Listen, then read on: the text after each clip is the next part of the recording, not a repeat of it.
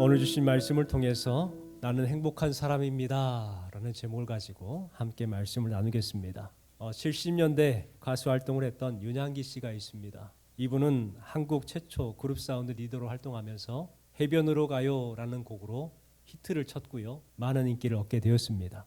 또 이후에 나는 어떡하라고, 장밋빛 스카프, 가는 세월, 너무합니다 이런 노래를 불러서 대중들에게 사랑을 받았던 분입니다. 그런데 갑자기 이분이 연예계를 떠났어요.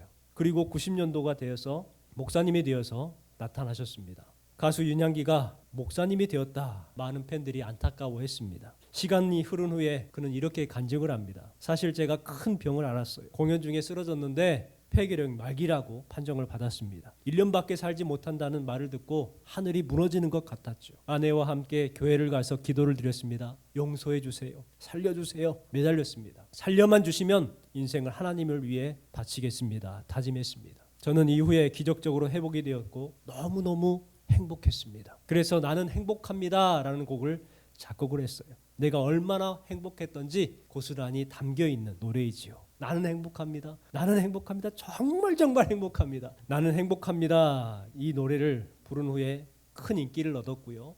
여기에서 멈추지 않았어요. 자신의 행복으로만 만족하지 않았다는 거예요. 하나님께 영광을 돌리기 위해서 또 하나의 곡을 썼는데 그 곡의 이름이 뭐냐면 여러분이라는 곡입니다. 썼어요. 이 가사에 보면은 내가 만약 괴로울 때면 내가 위로해 줄게. 내가 만약 서러울 때면 내가 눈물이 되리. 여기에서 내가라는 것은 하나님을 말해요. 윤향기 씨가 받았던 그 하나님의 사랑과 위로를 경험함을 통해서 이 곡을 쓰게 되었다고 합니다. 이후에 이 윤복기 씨와 함께 노래를 부르게 되었고 가요 대상을 받았죠. 그리고 나서 이제 세월이 지나면서 이 곡이 점점점 잊혀졌어요. 그러다가 나 가수라는 프로그램에서 임재범 씨가 이 노래를 부르게 됩니다. 불러서 많은 사람들에게 감동을 주는 무대를 선보였죠. 임재범 씨가 이 노래를 불렀을 때 한국이 조용했다고 하잖아요. 임재범 씨는 6년 동안 심각한 우울증을 앓고 있었습니다. 그럴 때에 신실한 믿음을 가지고 있었던 아내가 임재범 씨에게 하나님의 말씀인 성경을 읽어봐라 라고 계속해서 권유했대요. 성경을 읽게 됐습니다. 그러다가 하나님을 만나게 되죠. 결국 아내는 암으로 투병을 하다가 하나님의 품에 갔지만 그분은 지금도 여전히 믿음의 사람으로 살고 있다고 합니다. 나는 너의 영원한 친구야. 나는 너의 기쁨이야. 여러분, 우리는 세상의 소리, 사람의 소리, 사단의 소리를 물리치고 하늘의 음성을 들었으면 좋겠습니다. 나는 너의 영원한 친구야. 나는 너의 기쁨이야 라고 말씀하시는 그 하나님의 음성을 들으시기를 주님의 이름으로 축원합니다. 여러분은 행복하신가요? 우리는 행복이 멀리 있다고 생각을 합니다. 그런데 사실 행복은 가까이에 있죠. 그렇다면 왜 가까이에는 행복을 찾지 못하는가? 우리는 행복보다 행운을 찾기 때문이라고 합니다. 우리가 클로바를 보면은 네잎 클로바를 찾으려고 하지요. 네잎 클로바의 꽃말이 뭐냐면 행운입니다. 그래서 새잎 클로바들은 다 뜯어버리거나 밟아버리죠. 그런데 사실 새잎 클로바의 꽃말은 행복입니다. 행운을 찾기 위해서 수많은 행복들을 밟아버린다는 거예요. 우리의 삶이 지금 현재 그러한 삶이 아닐까요? 성도들은 행운으로 사는 사람이 아니에요. 운명으로 사는 사람도 아니에요. 성도들은 믿음으로 사는 사람이요, 복음에서 행복을 찾는 사람이라는 것을 기억하시기를 주님의 이름으로 축원합니다. 여러분, 신앙생활하면서 행복해야 되는데 혹시 신앙생활하면서 행복하십니까? 라고 물으신다면 네라고 대답하는 질문들이 몇 분이나 될까요? 그렇다면 우리가 신앙생활하면서 왜 행복을 얻지 못할까? 어떤 성도님이 인도에서 단기 선교를 하게 되었습니다. 그래서 한국에서 많은 물건들을 가지고 이제 인도로 떠났어요. 컨테이너를 내려놓고 이제 짐을 풀어가지고 어려운 교회들 그리고 인도 현지인들을 돕기 위해서 짐을 옮겨야 했습니다. 근데 너무 많다 보니까 짐을 옮기는 것이 엄두가 안 났어요. 그때에 어린 꼬마아이들이 왔어요. 아침 일찍부터 저녁 늦게까지 그 일들을 도와줍니다. 내가 끝나고 나면 사례를 해야 되겠다 생각을 했어요. 다 일을 마무리하고 나서 그 선교사가 아이들을 불러 세웠습니다. 얘들아, 내가 너무너무 고마운데 너희에게 얼마를 주면 좋겠니? 이렇게 물었어요. 그런데 이 아이들이 뭐라고 하냐면 저희들에게 주셨을 때에 행복할 만큼만 주세요 이랬다는 거예요. 행복할 만큼만 주세요. 선교를 떠났던 성도님이 100원짜리 하나씩을 그 꼬마애들에게 나눠준 거예요. 그 동전을 받고 나서 이 꼬마들은 감사합니다, 고마워하면서 인사를 하고 이제 뛰어갑니다. 웃으면서. 이 선교를 떠났던 사람이 마무리를 하고 한국에 들어왔어요. 그런데 계속해서 그 아이들의 말이 생각이 나는 거예요. 행복할 만큼만 주세요. 내가 100원이 아니라 1000원을 줬으면 얼마나 행복했을까. 내가 1000원이 아니라 10,000원을 줬으면 얼마나 행복했을까. 그런데 왜 나는 그들에게 100원만 줬을까. 여러분, 그래요. 우리가 신앙생활에서 행복을 얻지 못하는 것, 그런 이유 때문이 아닐까요? 더 베풀고 더 섬기는 그러한 마음들로 내가 행복을 누릴 수 있어야 되는데 어떻게든 내가 섬김을 받으려고 하고 행복을 누리려고만 하지. 그래서 우리가 신앙생활에서 행복을 찾지 못하는 것 아닐까요? 여러분에게 부탁을 드립니다. 신앙생활하면서 후회가 남지 않게 신앙생활 하시기 바랍니다. 후회가 아니라 행복을 누리시는 여러분 되시기를 주님의 이름으로 축원합니다. 오늘 본문은 모세가 죽음을 앞두고 이스라엘 백성들을 축복하는 내용으로 기록이 돼 있어요. 33장 6절부터 보면은 이제 누벤을 시작을 해가지고 이스라엘의 12지파를 일일이 축복을 합니다. 그리고 나서 26절부터는 이스라엘 전체를 향한 축복의 말씀이 기록이 되어 있어요. 그 핵심의 말씀이 바로 29절 말씀입니다. 이스라엘이여 너는 행복한 사람이로다. 여러분, 왜 우리가 행복한 사람인가? 그 이유에 대해서 발견할 수 있는 시간 되었으면 좋겠습니다. 가장 먼저는요, 하나님께서 우리를 친히 도우신 사람들이기 때문에 우리는 행복한 사람이라고 말씀하고 있습니다. 26절 말씀해 보세요. 여수르니여 하나님 같은 이가 없도다. 그가 너를 도우시려고 하늘을 타고 궁창에서 위엄을 나타내시는도다. 현대인의 성경을 보면은 이렇게 번역을 하고 있습니다. 이스라엘아, 너의 하나님과 같은 신이 없구나. 그가 너를 도우시려고 하늘에서 위엄 있게 내려오신다. 하나님 같은 분이 없어요. 세상을 보세요. 많은 신들이 있어요. 그런데 도우려고 오는 신은 없어요. 그 신을 만나기 위해서는 그 신을 찾아가야 돼. 여러분, 그래요.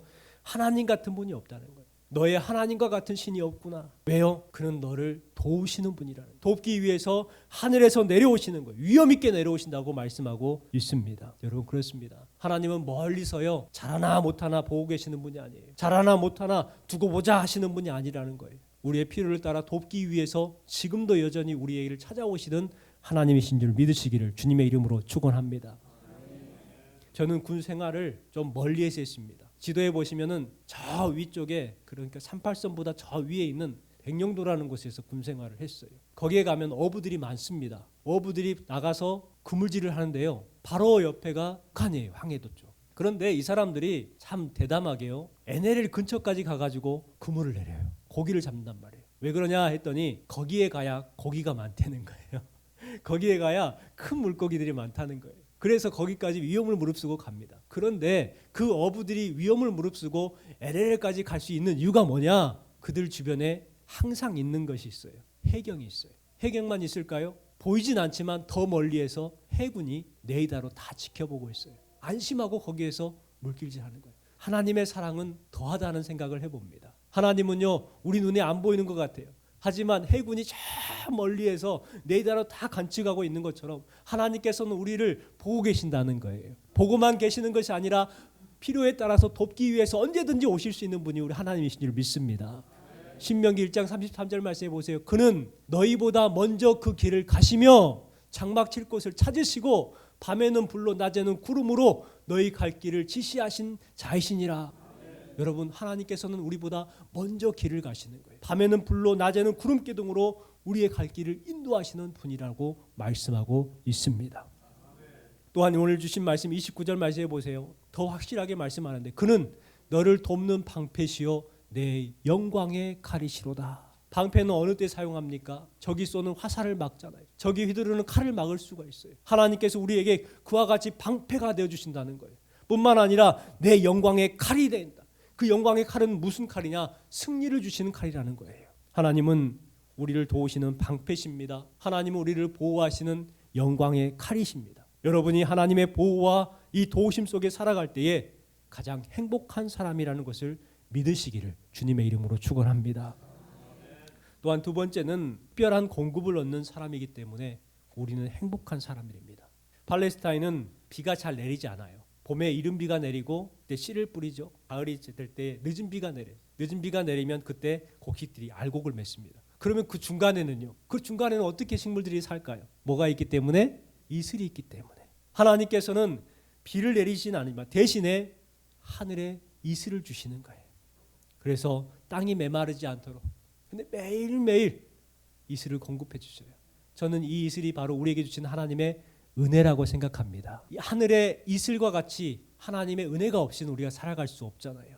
금방 세상 것에 휘둘려서 낙심하고 처진단 말이에요.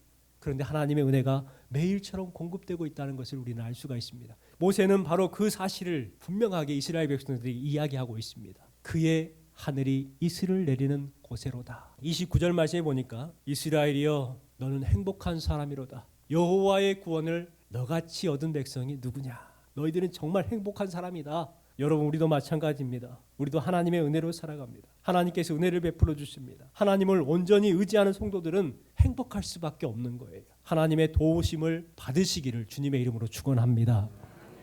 여러분 우리가 하늘의 도움을 받기 위해서 어떻게 해야 되느냐? 하늘을 바라봐야 돼요. 1930년도에 미국의 엠파이어 스테이트 빌딩을 건축을 하는데 현장입니다. 오늘날 같으면 놀랄 일이죠. 안전장비 하나 없이 이렇게 올라가 가지고 일을 한단 말이죠. 그래서 기자들이 궁금했습니다. 그곳에 올라가 가지고 현장 근로자들에게 질문을 합니다. 당신들은 무섭지 않습니까? 근로자들이 그러는 거 무섭죠. 그런데 어떻게 그렇게 위험한 데서 일할 수 있었습니까? 그 비결이 뭡니까? 절대로 땅을 쳐다보지 않는다는 거예요. 우리는 하늘만 쳐다본다는 거예요. 여러분 신앙생활도 마찬가지 아닐까요? 땅을 쳐다보면 시험에 들어요. 땅을 보면 낙심합니다. 불안하고요. 절망할 수밖에 없습니다. 그렇기 때문에 우리는 하늘을 보아야 합니다. 포기하거나 낙심하지 마십시오. 기다리면 반드시 하나님께서 응답을 주시고 도움을 주시고 결국은 축복해 주시는 기적을 베풀어 줄 줄 믿습니다. 마지막 세 번째는 승리를 주시는 하나님이 계시기 때문에 우리는 행복한 사람이라는 거예요. 27절 말씀을 같이 한번 읽어보겠습니다. 영원하신 하나님이 내 초소가 되시니 그의 영원하신 팔이 내 아래에 있도다. 그가 내 앞에서 대적을 쫓으시며 멸하라 하시도다. 하나님의 인도를 따르는 사람들에게는 실패가 없어요. 주신 말씀처럼 영원하신 팔이 내 아래에 있도다. 우리를 돕고 계시는 거예요. 하나님께서 이스라엘 백성들을 광야로 이끌 때에 있었던 일이에요. 광야로 이끌 때에 모압 평지에 도착을 했습니다. 그런데 모압 왕이 못마땅한 거예요. 저 백성들을 멸하고 싶은데 그럴 수가 없어요. 그래서 어떻게 하느냐, 한 가지 방법을 세웁니다. 발람이라는 선지자를 불러다가 그들을 저주하게 하는 거예요. 그래서 발람 선지자에게 많은 돈을 주고 빨리 와가지고 저주를 해달라 요청을 합니다. 그러니까 발람 선지자가 돈을 받고 이제 신이 났어요. 나귀를 타고 이제 갑니다. 거짓 선지자죠. 가는데 갑자기 나귀가 앞으로 가지 않고 주저앉습니다. 그래서 회초리로 막 때려요. 그러니까 이번에는 밭으로 갑니다. 야, 밭으로 가지 말고 길로 가야지 하고 또 때리니까 이번에는 길로 가다가 이제 중간으로 가지 않고 옆에 있는 갓길로 막 이렇게 막 가는 거예요. 이제 화가 났어요. 그래서 이 나귀를 막 막대로 때려버립니다. 나귀가 얼마나 답답했든지, 나귀가 얼마나 답답했으면 말을 합니다. 뭐라고 말하느냐?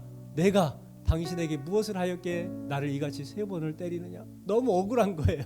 그리고 나서 이제 하나님께서 이 발람 선지자의 영안을 열어주셨어요. 앞에 누가 서 있는 거예요? 천사가 서 있는데 칼을 빼어들고 서 있는 거예요. 너 여기로 지나가면 너 죽어라는 거죠. 큰일 날 뻔했던 거예요. 나귀가 아니었으면 죽을 뻔했던 것이죠. 여러분, 여기에서 우리가 알 수 있는 게 뭐냐면 하나님께서 복주기로 작정하신 백성들은요, 그 무엇으로도 그 복을 꺾을 수 없고 막을 수 없다는 거예요. 여러분, 이 사실을 꼭 기억하시기 바랍니다.